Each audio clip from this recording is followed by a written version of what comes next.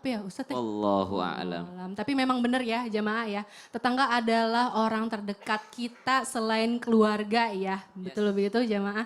Tapi kalau misalnya ada tetangga yang seperti itu, apakah mungkin ada sebabnya ya? Ya enggak sih? Sangka, berarti maksudnya dia kan bisa jadi menyiram-nyiram. omongan Sempat itu kita. menyiram-nyiram supaya tidak banyak debu. Oh iya ya. Saya suatu ada ayam ke apa ke Iya. kotoran, Tapi siram. mungkin kita juga bisa introspeksi ya ke diri sendiri. Mungkin Ya. kita ada salah ngomong gitu atau mungkin ada menyinggung gitu. Ya begitu ya jamaah ya. Nah aku mau nanya dong Ustadz, bagaimana nih caranya kita untuk menjaga lisan nih ya kepada tetangga agar tidak menjadi aib yang diumbar-umbar gitu ya. Silahkan menjelaskan. Baik, terima kasih Betari, tabi guruku Ustaz Maulana, Ustaz Zalulung, serta guru-guru kami yang dimuliakan Allah Subhanahu wa taala. Al-Qur'an surah Al-Hujurat ayat 12. A'udzu billahi minasy syaithanir rajim.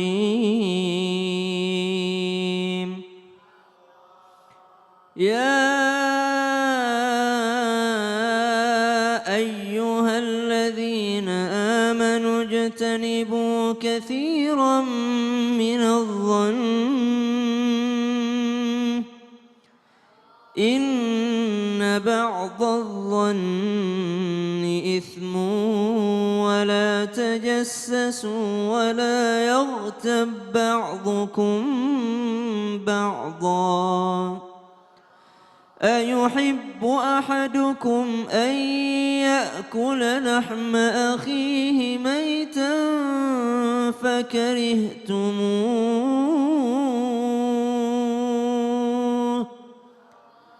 واتقوا الله إن الله تواب رحيم.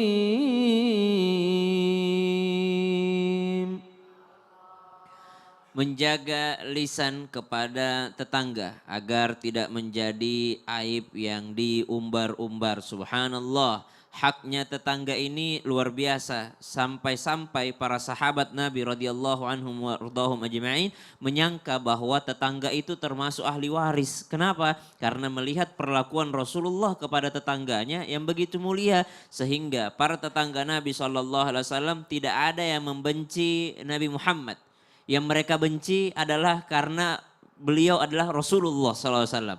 Semuanya mencintai akhlaknya Nabi Muhammad SAW. Entah dia disebut kafir kah, munafik kah, tapi semuanya senang dengan akhlaknya Rasulullah SAW. Mereka cuma nggak mau beriman aja. Subhanallah.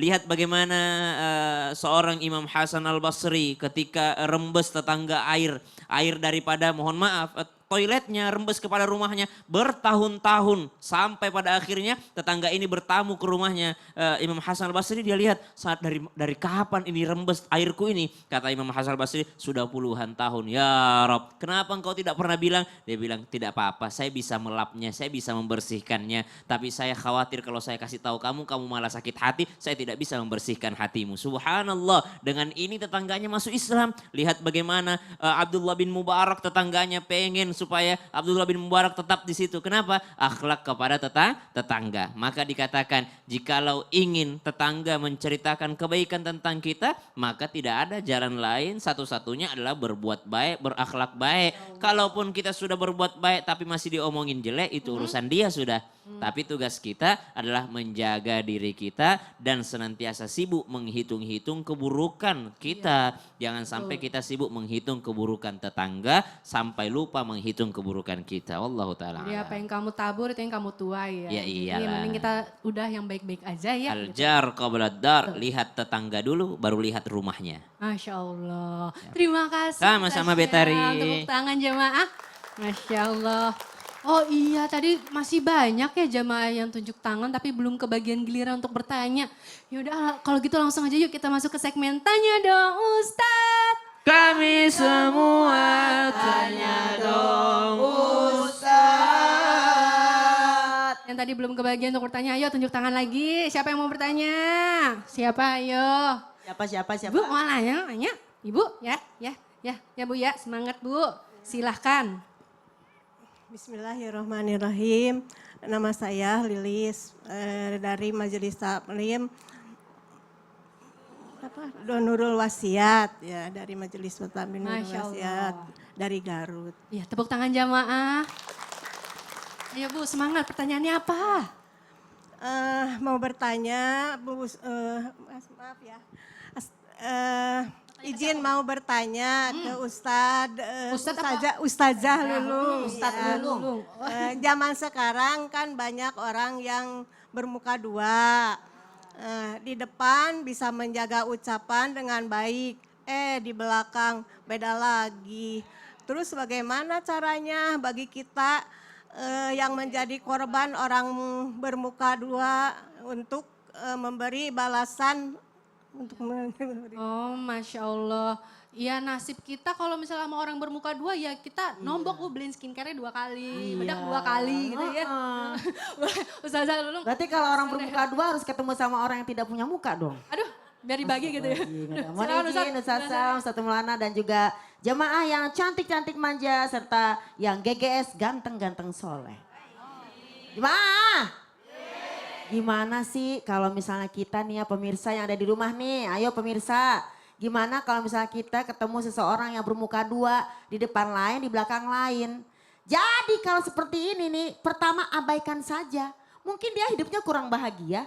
Jadi dia mengusik perbuatan orang lain, mengusik urusan orang lain. Bilang sama orang yang bermuka dua, kalau mau ngurusin hidup saya, urusin juga SPP saya. Urusin juga uang belanja saya, jangan cuma urusin rumah tangga saya. Tuin, apa jadi julid ya Umi ya? Nah, pemirsa, jadi gimana kalau kita menghadapi hal seperti ini? Tetap santun, tetap berbuat baik aja. Karena apa? Kalau kebaikan dibalas dengan kebaikan, insya Allah menjadi suatu tanaman yang nanti kita akan tuai menjadi pahala bagi kita semua. Amin ya robbal alamin.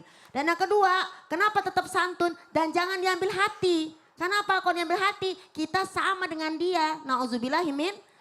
Dalam surat Al-Furqan dinyatakan Bismillahirrahmanirrahim. Wa ibadur rahman, hamba-hamba Allah yang hatinya penuh kasih sayang, santun, pemaaf ya kan. Alladzina yamshuna fil ardi hauna. Ketika mereka berjalan di muka bumi mereka rendah hati, tawadu. Ya udahlah terserah orang mau ngomong apa. Yang penting kita mendoakan mereka. Kenapa? Idza khatabahumul jahilun. Jika ada orang yang jahil, yang enggak ngerti, dia enggak ngerti kita, diomongin kita di belakang, maka idza khatabahumul jahilun, jika kita dikatakan seperti itu, segala macam di belakang kita, maka qalu salama. Qalu salama. Ucapkanlah oleh kalian ucapan keselamatan. Ya Allah, kalau emang omongan dia benar, saya begini, ampunin dosa saya ya Allah. Tapi kalau emang omongannya itu salah, dia beda di sini beda, maka ya Allah ampuni dosa dia.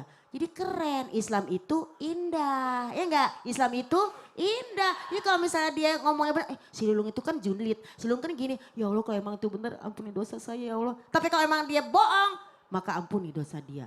Jadi itulah yang pertama, tetap santun, tetap santai, oke? Yang kedua, kita doakan dia dengan ucapan-ucapan keselamatan. Dan yang ketiga, senyumin aja. Bila perlu kalau misalnya orang seperti itu, kita sambil doain, sambil kasih pantun. Ikan emas, ikan lele. Cakep, Ikan emas, ikan lele. cakep, Sorry gue gak panas karena lo sepele. cakep. Ya, tepuk tangan dong. Ada lagi Ustazah. Apa tuh sayang? Strawberry, mangga, nanas, sering gak panas.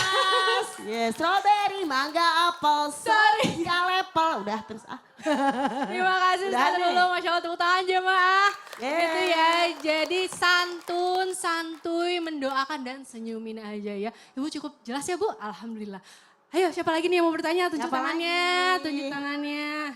Tadi yang di sebelah sini udah, aku sekarang mau gantian yang Sebelah di sini ah. Kak. Iya Pak, semangat sekali Pak pagi hari ini ya, silakan Pak pertanyaannya. Assalamualaikum warahmatullahi wabarakatuh. Waalaikumsalam warahmatullahi warahmatullahi wabarakatuh. Mohon izin mau bertanya sama Ustadz Maulana. Insya Allah.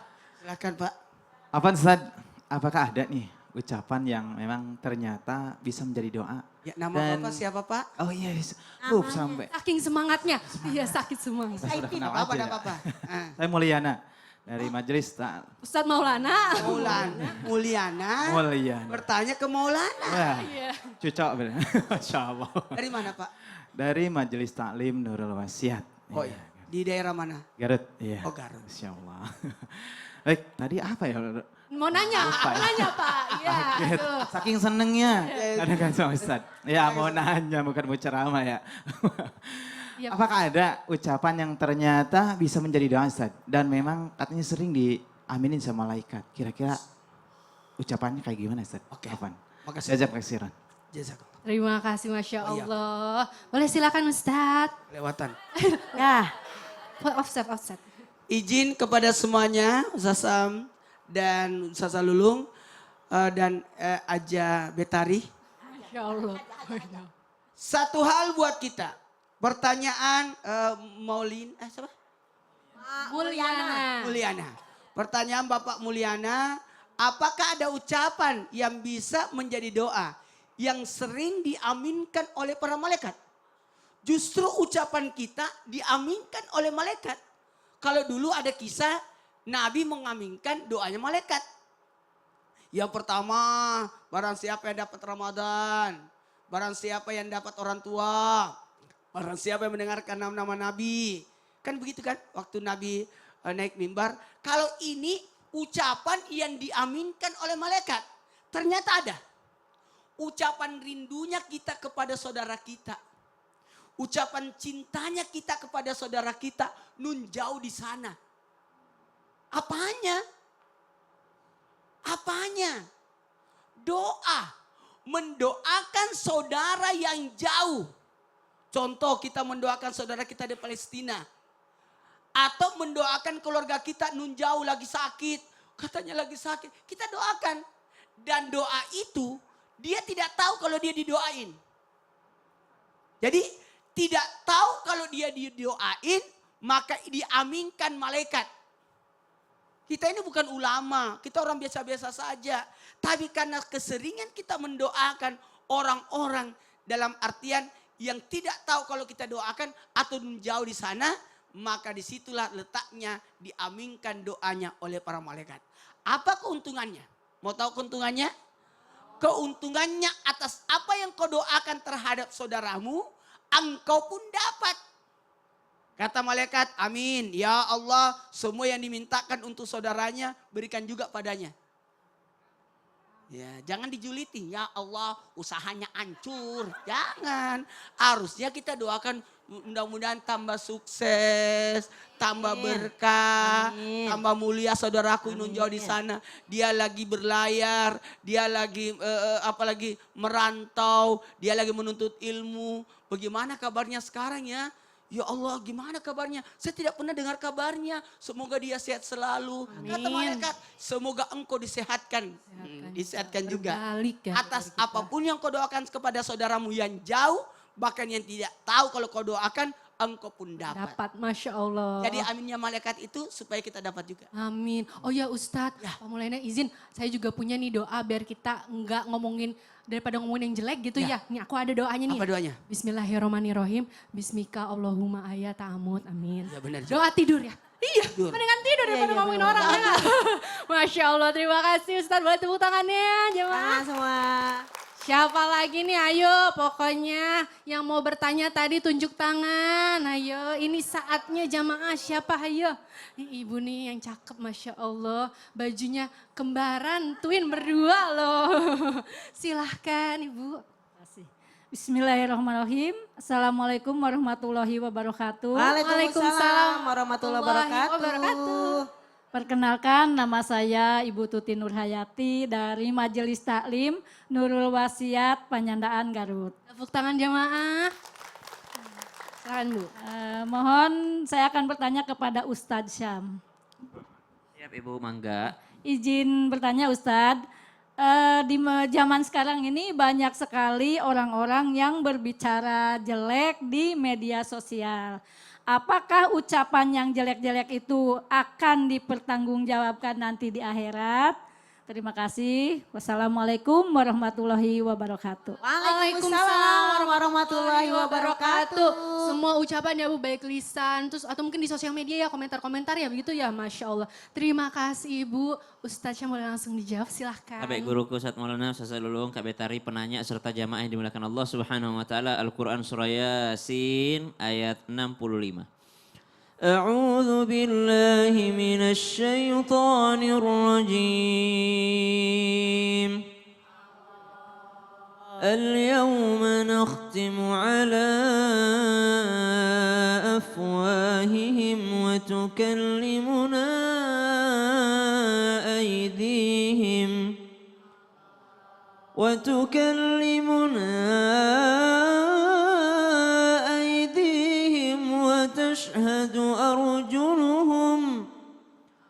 وتشهد أرجلهم بما كانوا يكسبون.